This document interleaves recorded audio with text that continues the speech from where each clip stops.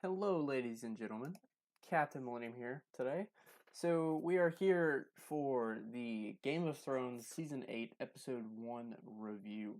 So, it's going to be a bit of a longer episode, YouTube video, because this was a decently long episode, and I wanted to be accurate and cover all the main things, but also cover some of the small details that happen within this episode.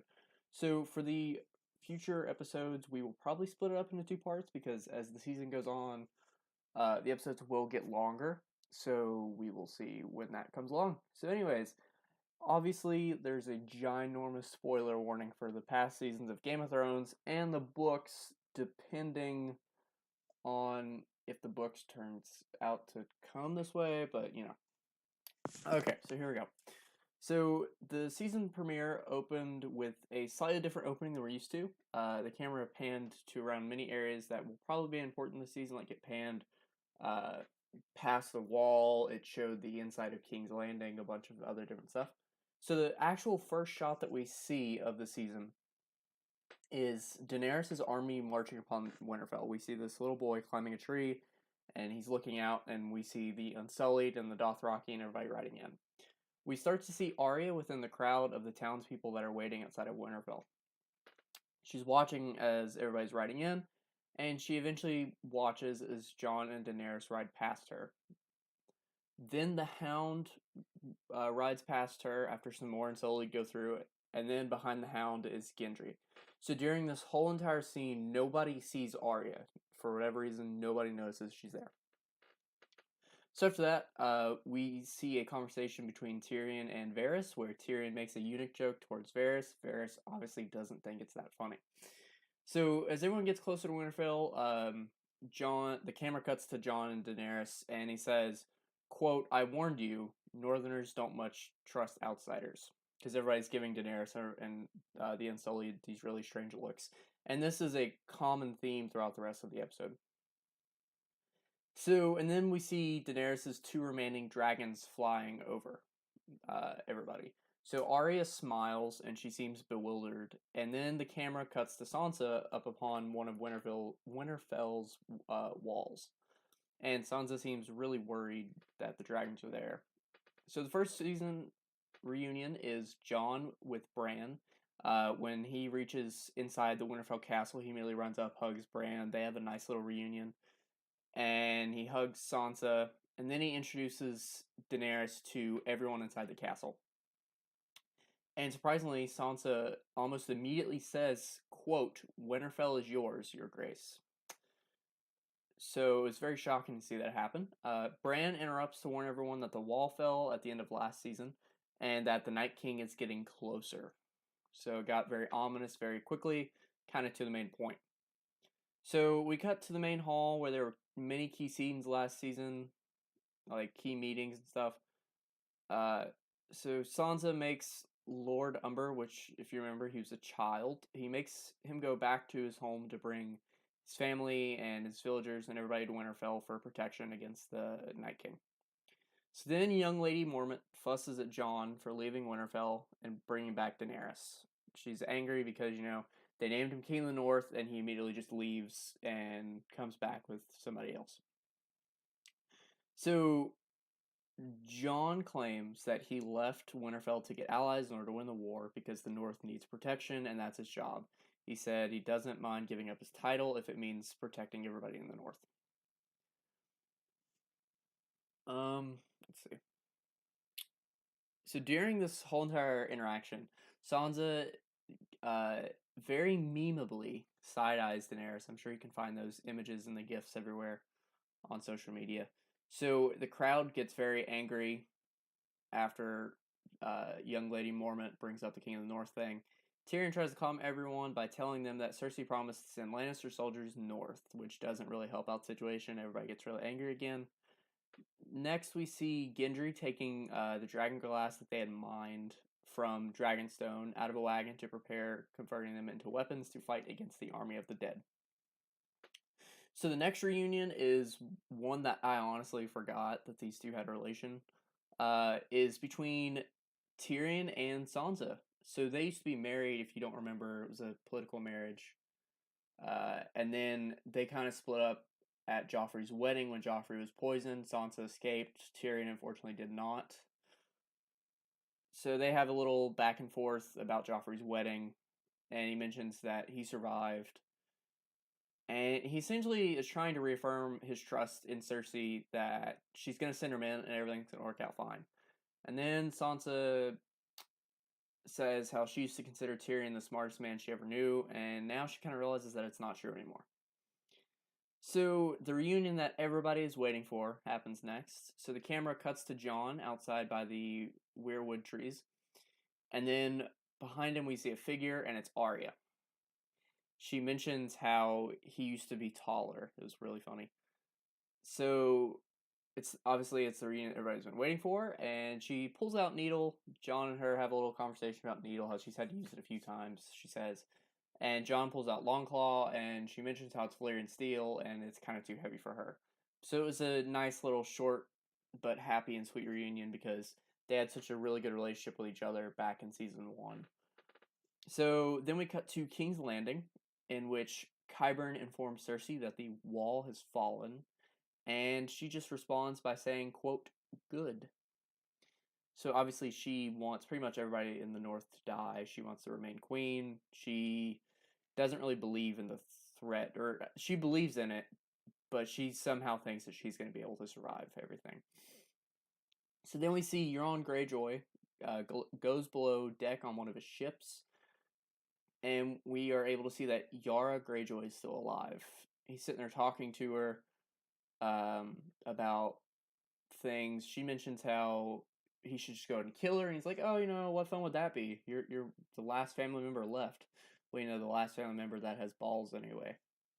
So Yara responds, mentioning how he picked the wrong side and he's going to lose the war. Euron responds with that he may leave after he gets to bed the queen. That's essentially all Euron's there for anymore. He just wants to bed Cersei. So we find out after we cut to the throne room, Cersei's in her throne. I think he's the captain of the Golden Company is there, and so is Euron. And we find out that a few of the Golden Company died on the way over. So they had 20,000 men originally, but a few of them were killed by Euron because either he cheated or they cheated. It was kind of a little funny moment there where it didn't really explain anything.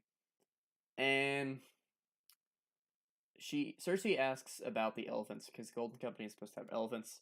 And the captain mentions that, hey, we don't have elephants. And so she's understandably frustrated at that. So the captain of the Golden Company leaves. Euron's mentioning how he wants to talk to Cersei in private, and he ends up convincing Cersei to sleep with him. So Bronn is getting busy in the next camera cut in another room when he's interrupted by Qyburn. Qyburn tells him that Cersei wants him to go north, and if the Night King doesn't kill Jaime or Tyrion, that she wants Bronn to kill him with the crossbow that Qyburn gives him. So obviously Bronn is understandably at war with himself because he likes Tyrion and he likes Jaime. He's had really good relationships with them both in the past, and he doesn't really want to kill them. So the camera pans to post betting with Cersei and Euron. Cersei mentions how she's still angry that the Golden Company didn't bring their elephants.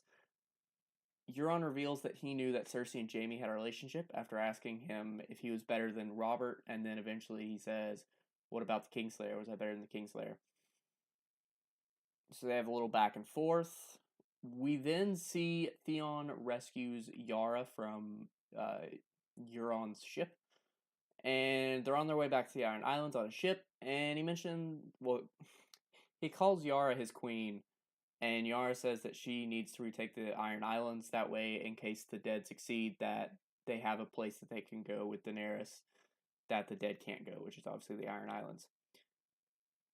And then Theon mentions that he kind of wants to go back to Winterfell, and Yara tells him, you know what, go, because Theon wants to fight for the Starks.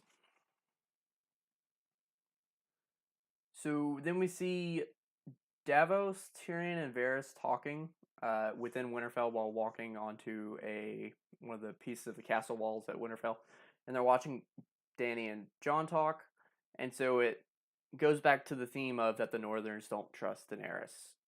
So Davos is talking about it, how they obviously don't trust Daenerys, and that Northerners are as stern as goats, and that she needs to do something to earn their trust. So then we see Daenerys and Jon talking.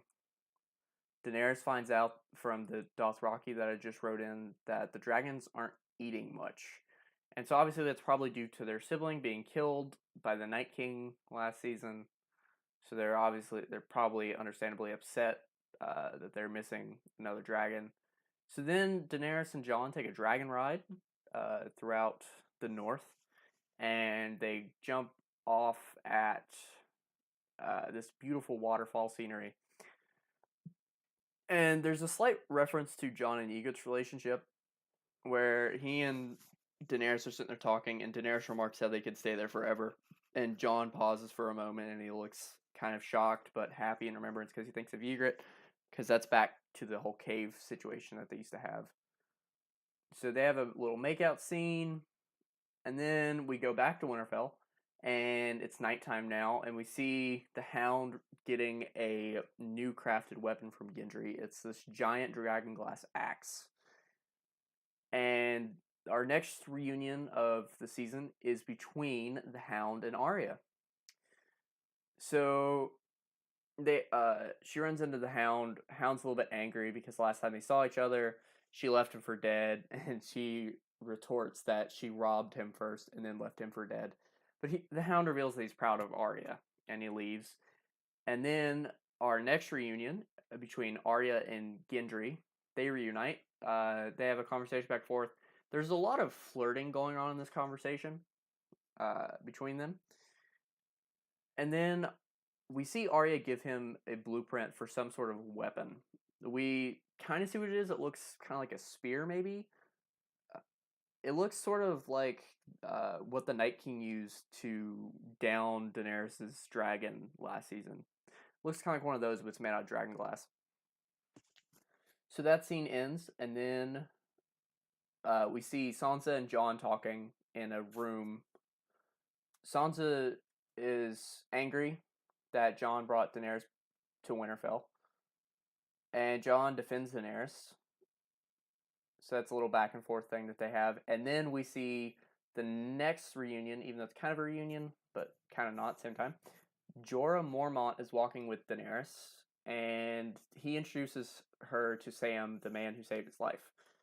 So she thanks him for his service, and she reveals to him that his father and brother were killed by her dragons for not bending the knee. Sam storms off. He's upset, and he runs into Bran outside. And he asks Bran, what are you doing here? And Bran says, quote, that he is waiting for an old friend, which is an obvious nod to Jaime, because we know that Jaime is coming by the end of last season. And then Bran tells Sam that it's time to reveal the truth to Jon about his parentage, with Ned not being Jon's actual father. So we cut to Jon in the crypts lighting candles next to Ned Stark's statue. He and Sam meet, and Sam tells Jon that Daenerys killed his family and that he's upset, and he asks Jon if he would do it. Jon kind of avoids the question because he doesn't necessarily want to answer it because of his complicated relationship that he has with Daenerys and Sam. So then Sam finally reveals Jon's true parentage to Jon, and Jon obviously doesn't believe it at first because he's like, why would my father, Ned Stark, lie to me this whole entire time, my whole life? He's a man of honor. And Sam explains it more. He's like, no, your true mom was your Aunt Lyanna, and your true dad was Rhaegar Targaryen. You are the true heir to the Iron Throne. So that scene ends, and then we cut to the ominous stuff. We are now viewing Tormund, Giantsbane, and Beric Dondarrion wandering around a castle. There's snow fallen and there's blood, so there's obviously been some sort of attack there. Beric lights his sword on fire, as how he did at the end of season 7. So it's obvious that there have been White Walkers there. So they hear these noises as they're walking through this castle, and they end up running into the men in the Night's Watch. So we find this room, and we see Lord Umber, who we mentioned earlier in the video. He's a child. His body is pinned to a wall with a giant sword through him, and there's the giant spiral thing that the Night King loves to do, made from human limbs all around him. So the Night's Watch, and everybody else there is understandably startled of what they see, and they're sitting there talking, how are we going to get back to them, because obviously the Night King is between us and Winterfell. And in the background, we see Umber's head kind of lift up in kind of the first jump scare of the season, and he has the light blue eyes, which means he is turned into a white. And he lifts up his arms, and he's starting to scream really loud, and it scares everybody. And Beric Dondarrion lights the body on fire, as we see the child screaming, understandably, because he's on fire, but he's also already dead. And that's the end of that scene. Now we arrive at the final scene of the Season 8 premiere. So we see a hooded figure riding into Winterfell. It's not showing us who it is, and they arrive inside the actual castle. They dismount their horse, they remove their hood, and it is Jaime Lannister. So he is there, because if you remember from the end of the last season, he was riding to Winterfell to keep his promise that he made to help fight against the Night King and the White Walkers. And Jaime looks across from him, and there's Bran. And they look at each other, and then that's the end of the episode. Cue the credits. So overall, I would say this was actually a really great season premiere. We had many reunions. I'd honestly forgotten that Tyrion and Sansa were married at a certain point. But it was good just seeing all this reunion, all this happiness before, as we know, the battles start to come and the show gets much darker. So I'm very much excited. I did not watch the season 2 trailer. I mean, not the season 2, the episode 2 trailer that they aired afterwards, because I didn't really want any spoilers. I'm going to skip all of the episode previews this season, because I just want to watch the next episode when it premieres Sunday at 9 p.m. Eastern Standard Time on HBO. So yeah, so that was the end of the season 8 premiere. Really appreciate you guys watching this video, and again, if you liked it, click that like button, click the subscribe button, really appreciate it, and I will be back for the season 8 episode 2 episode review. So thank you guys so much for watching. Bye.